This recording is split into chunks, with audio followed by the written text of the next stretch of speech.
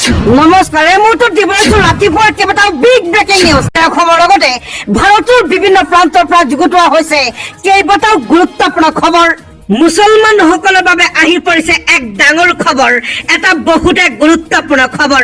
প্ৰধানমন্ত্ৰী নৰেন্দ্ৰ মোদী অসমত অহাৰ পিছতে কেইবাটাও বিস্ফোৰক মন্তব্য কৰা দেখা যায় প্ৰধানমন্ত্ৰী নৰেন্দ্ৰ মোদীৰ।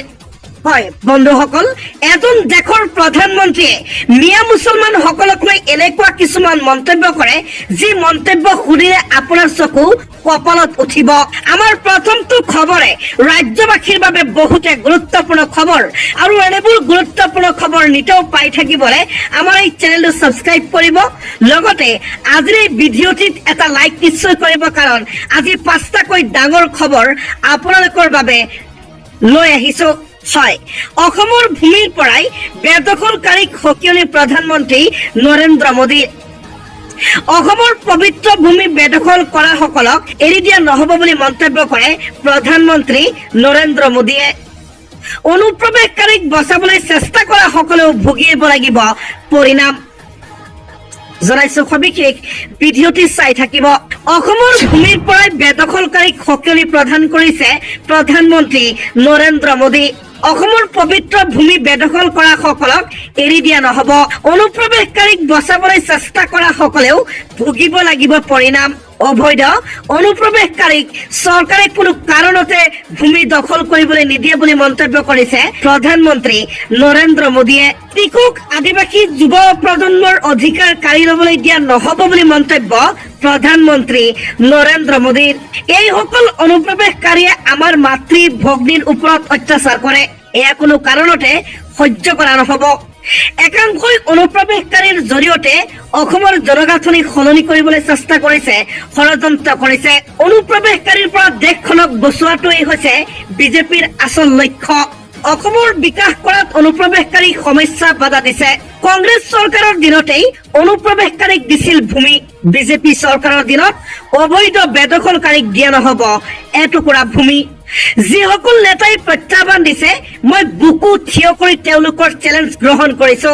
অনুপ্ৰৱেশকাৰীক বচাবলৈ তেওঁলোকে কিমান শক্তি দেখুৱাই মই এবাৰ নিশ্চয় চাম।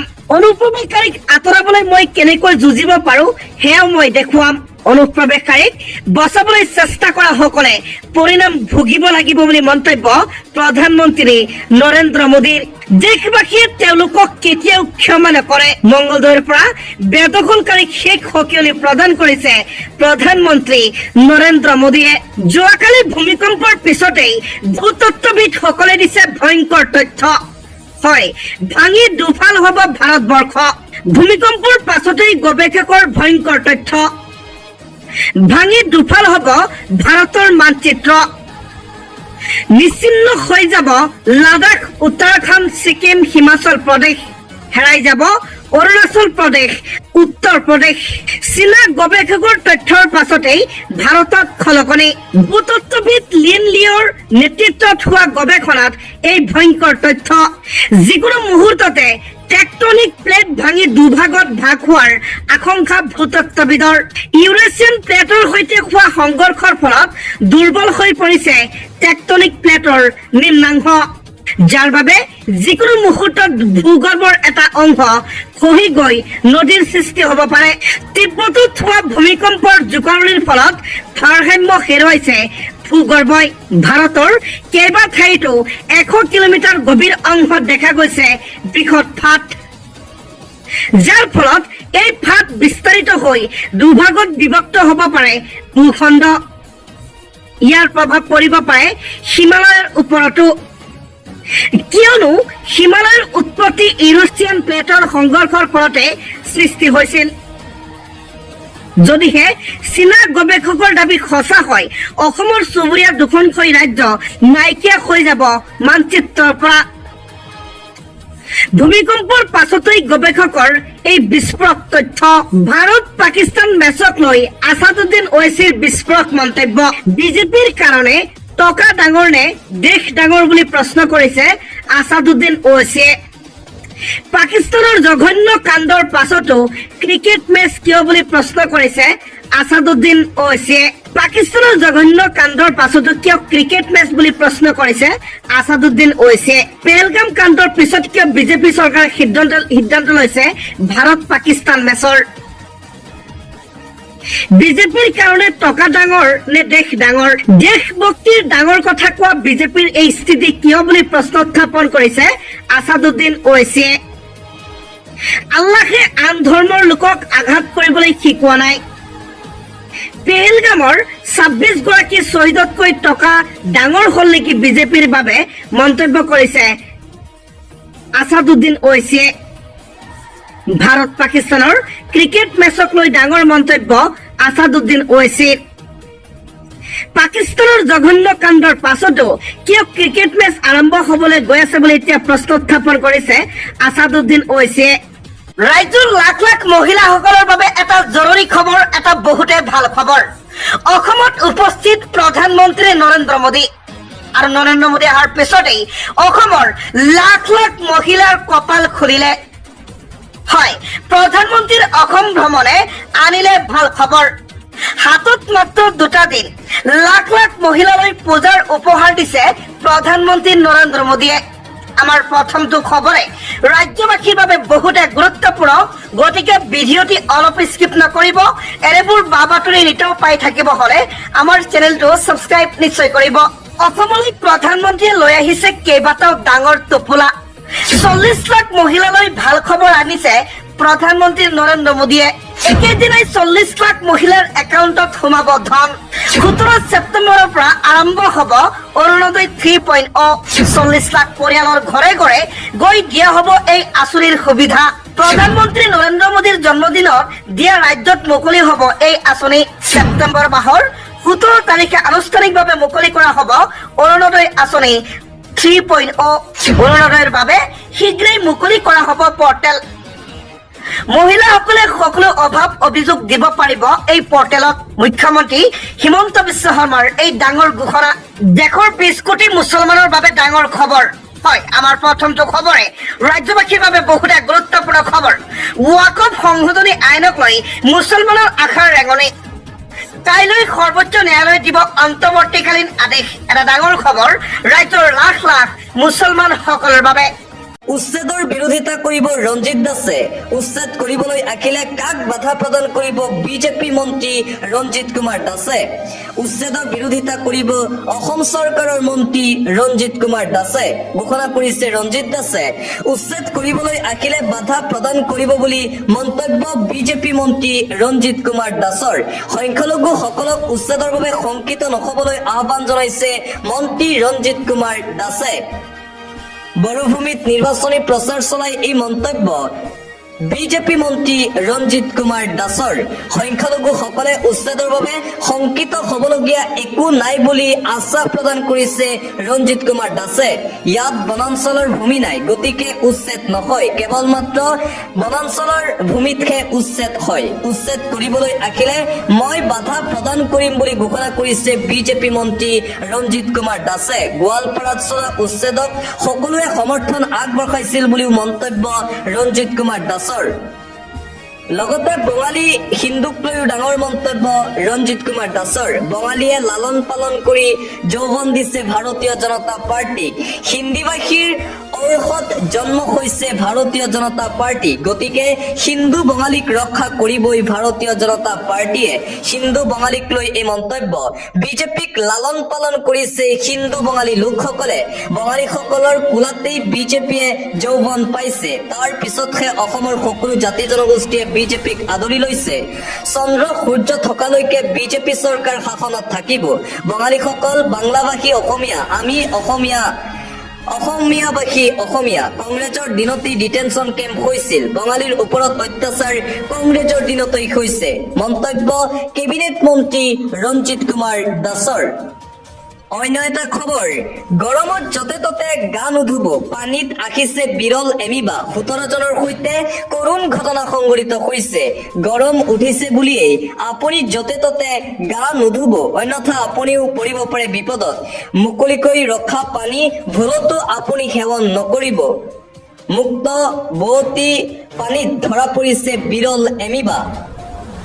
বিল পুখুৰী ছুইমিং পুলত নমাসকল সাৱধান হৈ যাওক পানীত উপঙি ৰাখিছে এমিবা যাৰ বাবে কৰুণ ঘটনা সংঘটিত হৈছে মগজু খোৱা এমিবাৰ বাবে মৃত্যু হৈছে 17জনকৈ লোকৰ কেৰালাত এই ৰোগত আক্ৰান্ত হৈছে 66গৰাকী লোক চিকিৎসাধীন খালী চকুৰে নেদেখা মগজু খোৱা এমিবাই বিপদ মাতিছে মানুহৰ বাবে চকু কাণ নাক আদিৰে সংগোপনে প্ৰৱেশ কৰে মানুহৰ দেশত মগজুত এই এমিবাৰ প্ৰৱেশৰ পিছতেই মৃত্যু নিশ্চিত ব্যক্তিৰ দিবলৈছো আন এটা অতিকৈ গুৰুত্বপূৰ্ণ খবৰ এটা ভাল খবৰ ৰাজ্যৰ লাখ লাখ যুৱক যুৱতীসকলৰ বাবে এটা ভাল খবৰ আহি পৰিছে আৰু ৰাজ্যৰ লাখ লাখ যুৱক যুৱতীৰ বাবে এই ভাল খবৰ অসম আৰক্ষীত পুনৰ হ'ব বৃহৎ নিযুক্তি অক্টোবৰত মুকলি হ'ব অসম পুলিচৰ চাকৰি ৰাজ্য চৰকাৰৰ ফালৰ পৰা এই ঘোষণা কৰা হৈছে বিটিচি নিৰ্বাচনৰ প্ৰচাৰ সভাতেই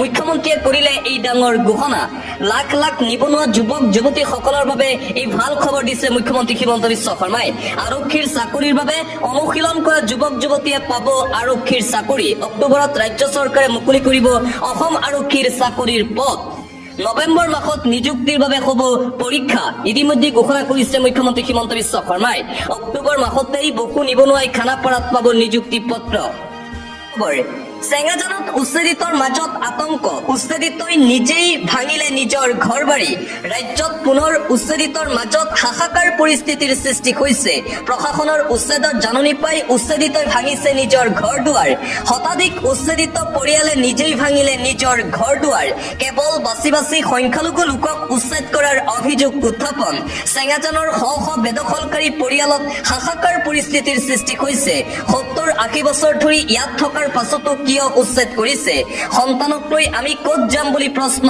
চৰকাৰক উচ্ছেদিত ৰাইজৰ আমাকো মৰম চেনেহ কৰি মুখ্যমন্ত্ৰীয়ে অলপ দয়া কৰক চৰকাৰে আমাক কিয় ঘৰ দিছিল যদি ভাঙি পেলাই এতিয়া আমাক আমাৰ স্থানতে ঘৰ মাটি ঘূৰাই দিয়ক বিজেপি চৰকাৰে এছআইটিৰ প্ৰতিবেদনক লৈ মুখ্যমন্ত্ৰী হিমন্ত বিশ্ব শৰ্মাৰ বিস্ফোৰণ শীঘ্ৰেই ৱেবছাইটত দিয়া হ'ব গৌৰৱ গগৈৰ এছআইটিৰ প্ৰতিবেদন অসমৰ ৰাইজে পঢ়িব পাৰিব এছআইটিৰ প্ৰতিবেদনৰ তথ্য কেৱল গৌৰৱ গগৈৰ পত্নীয়ে নহয় মুঠ 38জনক জেৰা কৰিছিল এছআইটিয়ে আৰু সকলো তথ্য পঢ়িব পাৰিব সমগ্ৰ অসমবাসী ৰাইজে জেৰা চলোৱা আটাইৰে প্ৰকাশ কৰা হ'ব নাম গোসাইগাঁৱত বিস্ফোৰক মন্তব্য অসমৰ মুখ্যমন্ত্ৰী হিমন্ত বিশ্ব শৰ্মাৰ আৰু এছআইটিৰ প্ৰতিবেদন সমগ্ৰ অসমবাসীৰ বাবে ৰাজহুৱা কৰিবলৈ প্ৰত্যাহ্বান জনাইছিল গৌৰৱ গগৈয়ে আৰু গৌৰৱৰ সেই চেলেঞ্জ গ্ৰহণ কৰিছে মুখ্যমন্ত্ৰী হিমন্ত বিশ্ব শৰ্মাই এছআইটিৰ তদন্তৰ প্ৰতিবেদন ৰাজহুৱা কৰি ৱেবছাইটত প্ৰকাশ কৰিব হিমন্ত বিশ্ব শৰ্মাই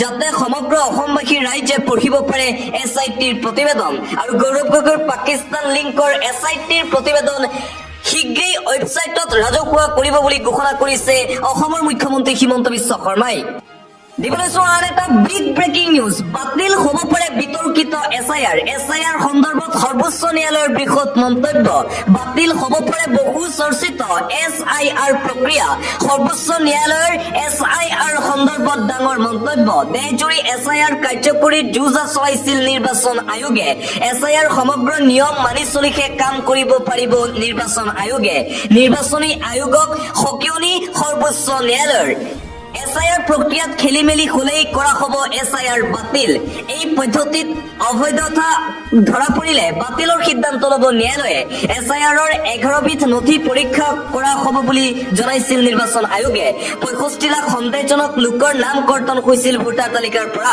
ভালদৰে পৰীক্ষা নকৰাকৈ 65 লাখ লোকৰ নাম কৰ্তন কৰাৰ অভিযোগ যদি এই তথ্য ভুল প্ৰমাণিত হয় তেন্তে বাতিল হ'ব পাৰে বহু চৰ্চিত এছআইআৰ বিহাৰৰ এছআইআৰ সন্দৰ্ভত ডাঙৰ মন্তব্য ন্যায়ালয়ৰ 7 অক্টোবৰত চূড়ান্ত শুনানি দিব ন্যায়ালয়ে এই শুনানিয়ে সমগ্ৰ দেশকে প্ৰভাৱিত কৰিব বুলি মন্তব্য যদি এই তথ্য ভুল প্ৰমাণিত হয় তেন্তে বাতিল হ'ব বহু বিতৰ্কিত এছআইআৰ দিবলৈছো আন এটা গুৰুত্বপূৰ্ণ খবৰ বিজেপিৰ দখলত থকা সমষ্টিত কংগ্ৰেছৰ নিৰ্বাচনী ৰণদংকা শ শ বাইকেৰে ৰেলী কৰি শক্তি প্ৰদৰ্শন কৰিছে কংগ্ৰেছ দলে বিজেপিৰ দখলত থকা সমষ্টিত এইবাৰ কংগ্ৰেছৰ শক্তি দেখিবলৈ পোৱা গৈছে 26 চনৰ বিধানসভা নিৰ্বাচনৰ পূৰ্বে শক্তি বৃদ্ধি পাইছে কংগ্ৰেছৰ বিজেপিৰ দখলত থকা চিপাঝাৰ কমলপুৰত শক্তি প্ৰদৰ্শন কংগ্ৰেছৰ কংগ্ৰেছী সত্যপথ কলিতাক লৈ কমলপুৰত বৃহৎ ৰেলী শ শ বাইকেৰে সত্যপথ কলিতা বিৰোধিতাক আদৰণি সহস্ৰাধিক কংগ্ৰেছ কৰ্মীৰ 26ত বিজেপিক উফৰাই কমলপুৰত কংগ্ৰেছক প্ৰতিষ্ঠা কৰাৰ হুংকাৰ চিপাঝাৰতো হাজাৰ হাজাৰ কংগ্ৰেছীয়ে আদৰিলে বিনন্দ শইকীয়াক বিজেপিৰ দখলত থকা সমষ্টিত এইবাৰ কংগ্ৰেছৰ নিৰ্বাচনী ৰণদংকা দেখিবলৈ পোৱা গৈছে 2026 চনৰ বিধানসভা নিৰ্বাচনৰ পূৰ্বে বিজেপিৰ দখলত থকা প্ৰায় সমষ্টিত কংগ্ৰেছ দলে শক্তি দেখুৱাইছে দিবলৈ চোৱা আন এটা অতিকৈ গুৰুত্বপূৰ্ণ খবৰ অসমত নেপালৰ দৰে অৱস্থা হলে প্ৰথমে অখিল গগৈৰ ঘৰেই ভাঙিব বিধায়ক অখিল গগৈ সন্দৰ্ভত মুখ্যমন্ত্ৰী হিমন্ত বিশ্ব শৰ্মাৰ এই মন্তব্য অখিল গগৈয়ে কৈছিল অসমতো হ'ব নেপালৰ দৰে পৰিস্থিতি অসমত যদি নেপালৰ দৰে অৱস্থা হয় প্ৰথম মানুহে অখিল গগৈৰ ঘৰটোৱে ভাঙিব সন্দেহযুক্ত লোকক সমৰ্থন কৰাৰ কাৰণেই অসমীয়া মানুহে ভাঙিব অখিল গগৈৰ ঘৰ যদি নেপাল টাইপ হয় প্ৰথমে অখিল গগৈৰ ঘৰটোৱে ভাঙি দিব সমগ্ৰ অসমবাসী ৰাইজে যি হ'ব প্ৰথম অখিল গগৈৰ ঘৰতেই হ'ব অখিল গগৈক লৈ পুনৰ মুখ্যমন্ত্ৰী হিমন্ত বিশ্ব শৰ্মাৰ এই ডাঙৰ মন্তব্য আন এটা ব্ৰেকিং নিউজ বিজেপি চৰকাৰৰ বিৰুদ্ধে পুনৰবাৰ ৰাজপথত খিলঞ্জীয়া ৰাইজ বিজেপি চৰকাৰৰ বিৰুদ্ধে ৰাজপথ কপালে হাজাৰ হাজাৰ ৰাইজে 26 চনত উপৰাই দিয়া হ'ব ভাৰতীয় জনতা পাৰ্টিৰ চৰকাৰক হুংকাৰ প্ৰদান কৰিছে প্ৰতিবাদকাৰী ৰাইজে উজনিৰ পিছত জনজাতিকৰণৰ দাবীত এইবাৰ নামনি অসমত বৃহৎ প্ৰতিবাদ 26 চনত উফৰাই দিয়া হ'ব বিজেপি চৰকাৰ বাৰম্বাৰ জনগোষ্ঠীসকলক প্ৰতাৰণা কৰিছে চৰকাৰে ৰাজনৈতিক মুনাফা আৰু ভোটৰ স্বাৰ্থত কোচ ৰাজবংশীক ব্যৱহাৰ কৰিছে বিজেপিয়ে চৰকাৰৰ বিৰুদ্ধে ৰাজপথ কপালে হাজাৰ হাজাৰ লোকে জনগোষ্ঠীক মৰ্যাদা নিদিলে পৰিণাম ভয়াৱহ হ'ব 2014 চনত বঙাইগাঁৱত জনজাতিকৰণৰ প্ৰতিশ্ৰুতি দিছিল প্ৰধানমন্ত্ৰীয়ে এতিয়া 2025 চন হল আমাৰ সমস্যা সমাধান নহল গোৱালপাৰাত প্ৰতিকূল বতৰ নেওচি কোচ ৰাজবংশী লোকৰ তীব্ৰ প্ৰতিবাদী ৰেলী দেখিবলৈ পোৱা গৈছে বিজেপি চৰকাৰৰ বিৰুদ্ধে অব্যাহত আছে খুব কোচ ৰাজবংশী এলেকাত পুনৰবাৰ বিজেপিৰ প্ৰৱেশ নিষেধ কৰা হৈছে বিজেপি ত্যাগ কৰক সকলো কোচ ৰাজবংশী লোকে পুনৰবাৰ এই আহ্বান জনোৱা হৈছে কুকৰাঝাৰত পুনৰবাৰ ঘোষণা কৰা হৈছে বিজেপি প্ৰৱেশ নিষিদ্ধ কোচ ৰাজবংশী অধ্যুষিত এলেকাত প্ৰৱেশ কৰিব নোৱাৰিব বিজেপি মুখ্যমন্ত্ৰী হিমন্ত বিশ্ব শৰ্মা দিলীপ শইকীয়াও প্ৰৱেশ কৰিব নোৱাৰিব ঘোষণা কমতাপুৰ ষ্টেট ডিমাণ্ড কাউন্সিলৰ বিজেপি ত্যাগ কৰক কোচ ৰাজবংশী লোকে বিজেপিক দিয়া হ'ব প্ৰত্যুত্তৰ মুখ্যমন্ত্ৰীৰ নিৰ্দেশতেই খিলঞ্জীয়া লোকক প্ৰতাৰণা কৰাৰ অভিযোগ বিস্ফোৰক অভিযোগ KSDCৰ বিশ্বজিৎ ৰায় হৈছে এটা দালাল বিশ্বজিৎ ৰায়ৰ বিৰুদ্ধে সৰব হৈ পৰিছে ৰাইজসকল নিৰ্বাচনৰ সময়ত দালালি কৰাটো বিশ্বজিৎ ৰায়ৰ স্বভাৱ কোচ ৰাজবংশী এলেকাত বিশ্বজিৎ ৰায়ে প্ৰৱেশ কৰিলে দিয়া হ'ব পশুখেদা মুঠতে বিজেপি চৰকাৰৰ বিৰুদ্ধে এই প্ৰতিবাদ অব্যাহত আছে দিবলৈ চোৱা আন এটা ব্ৰেকিং নিউজ ৱাকফত আংশিক স্থগিতাদেশ মুছলমান পক্ষৰ কেইবাটাও দাবী মানি ললে ন্যায়ালয়ে আৰু ন্যায়ালয়ত গুৰুত্বপূৰ্ণ শুনানি অনুষ্ঠিত হৈছিল যোৱাকালি বহু বিতৰ্কিত ৱাকফ আইনক লৈ ৱাকফ সম্পত্তি সম্পৰ্কীয় আইনত সুপ্ৰিম কোৰ্টৰ আংশিক স্থগিতাদেশ বিজেপি চৰকাৰে ৱাকফৰ ব্যাপক পৰিৱৰ্তন কৰিছিল সৰ্বোচ্চ ন্যায়ালয়ত মুছলমান পক্ষৰ বৃহৎ জয় দেখিবলৈ পোৱা গৈছে ৱাকফ আইনক লৈ ডাঙৰ সিদ্ধান্ত উচ্চতম ন্যায়ালয়ৰ ৱাকফ বোৰ্ডৰ মুখ্য বিষয়া হ'ব নোৱাৰিব অমুছলমান লোক কেৱল মুছলমান লোকহে হ'ব পাৰিব ৱাকফ বোৰ্ডৰ মুখ্য বিষয়া তিনিটা বিষয়ত স্থগিতাদেশ জাৰি কৰিলে হাইকোৰ্টে ৱাকফৰ সম্পত্তিৰ ক্ষেত্ৰত জিলা আয়ুক্তক প্ৰদান কৰা হৈছিল চূড়ান্ত শুনানি ৱাকফ সম্পত্তি হয় নে নহয় সিদ্ধান্ত লোৱাৰ ক্ষমতা আছিল উপায়ুক্তক এই বিষয়টোত স্থগিতাদেশ জাৰি কৰিছে উচ্চতম ন্যায়ালয়ে আদালতৰ মতে তিনিজনতকৈ অধিক অমুছলমান থাকিব নোৱাৰিব ৱাকফ বোৰ্ডত ৱাকফ সংশোধনীক লৈ ব্যাপক প্ৰতিক্ৰিয়াৰ সৃষ্টি হৈছিল কোটি কোটি মুছলমানে বিৰোধিতা কৰিছিল ৱাকফ সংশোধনী আইনৰ 4গৰাকীতকৈ অধিক অমুছলমান থাকিব নোৱাৰিব ৱাকফ বোৰ্ডত সম্পূৰ্ণ ৱাকফ আইন বাতিল নকৰিলেও মুছলমানলৈ বৃহৎ সকাহ ন্যায়ালয়ৰ আৰু মুছলমান লোকে ৱাকফ সংশোধনী আইনক লৈ সমগ্ৰ ভাৰতবৰ্ষতে কৰিছিল তীব্ৰ প্ৰতিবাদ আৰু সেই প্ৰতিবাদৰ যেন কিছু ফলাফল এতিয়া লাভ কৰিছে মুছলমান লোকে সকলো দাবী মানি নললেও কেইবাটাও দাবী মানি লৈছে ন্যায়ালয়ে মুছলমানৰ আৰু এক প্ৰকাৰ ৱাকফ আইনক লৈ মুছলমান পক্ষৰ জয় দেখিবলৈ পোৱা গৈছে যোৱাকালি অনুষ্ঠিত হৈছিল গুৰুত্বপূৰ্ণ শুনানি আৰু সেই শুনানিত মুছলমান পক্ষৰ হৈ কেইবাটাও সিদ্ধান্ত দিছে ন্যায়ালয়ে পৰৱৰ্তী খবৰ, এটা জৰুৰী খবৰ, আকৌ পিছুৱাই দিয়া হ'ল অৰুণোদয় আঁচনিৰ ধন বিতৰণৰ ডেট। অৰুণোদয়ৰ লাখ লাখ মহিলাৰ বাবে এটা ডাঙৰ খবৰ, এটা জৰুৰী খবৰ এই মুহূৰ্তত আহি পৰিছে। আকৌ পিছুৱালে অৰুণোদয় আঁচনিৰ দিন। 17 ছেপ্টেম্বৰত নোসোমাই অৰুণোদয় আঁচনিৰ ধন। প্ৰথমে 10 ছেপ্টেম্বৰৰ পৰিৱৰ্তে 17 ছেপ্টেম্বৰ কৰা হৈছিল ধাৰ্য। অৰুণোদয় 3.0ৰ শুভাৰম্ভণিৰ তাৰিখ সাল সলনি। 17 ছেপ্টেম্বৰৰ পৰিৱৰ্তে 25 ছেপ্টেম্বৰত দিয়া হ'ব অৰুণোদয় আঁচনিৰ টকা। পূৰ্বতে 17 ছেপ্টেম্বৰত শুভাৰম্ভ কৰাৰ কথা আছিল। 17 ছেপ্টেম্বৰৰ পৰিৱৰ্তে শুভাৰম্ভ হ'ব 25 ছেপ্টেম্বৰত। ৰাজ্যজুৰি সামৰি লোৱা হ'ব 38 লাখ পৰিয়ালক অৰুণোদয় আঁচনিত। জনসংযোগ বিভাগ অসমে জনালে এই কথা।